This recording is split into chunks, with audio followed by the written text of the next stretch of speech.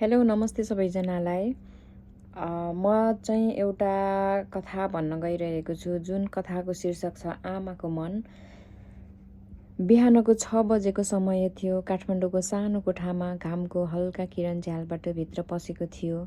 माया आफ्नो काममा जान तयार हुँदै थिइन्, तर उनको मन भने निकै भारी थियो। उनको 1 वर्षको छोरा आर्यन ओछ्यानमा बसेर आमातिर हेर्दै मुस्कुराइरहेको थियो। माया उसको सानो हात समातेर मायाले भरिएको स्वरमा भन्छिन्, छोरा, आमा काममा जानुपर्छ है, तिमी राम्रोसँग बस्नु।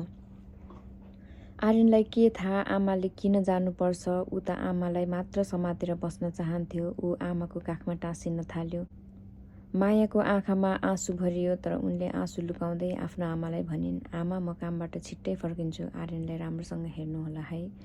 घरको जिम्मेवारी, बच्चाको भविष्य र जीवनको सङ्घर्ष मायालाई हरेक दिन यही निर्णय लिन बाध्य बनाउँथ्यो। उनी ढोका बाहिर निस्कँदा आर्यनले रुन थाल्थ्यो। ढोकाबाट बाहिर निस्कँदा मायाको मनले भनिरहेको थियो, आमाको लागि संसारमा सबैभन्दा गाह्रो कुरा भनेको आफ्नो सानो बच्चालाई छोडेर काममा जानु हो। तर उनले आफ्नो आँसु पुछिन् र मनमा एउटा बाचा गरिन्, आजको मेहनत आर्यनको राम्रो भविष्यको लागि हो।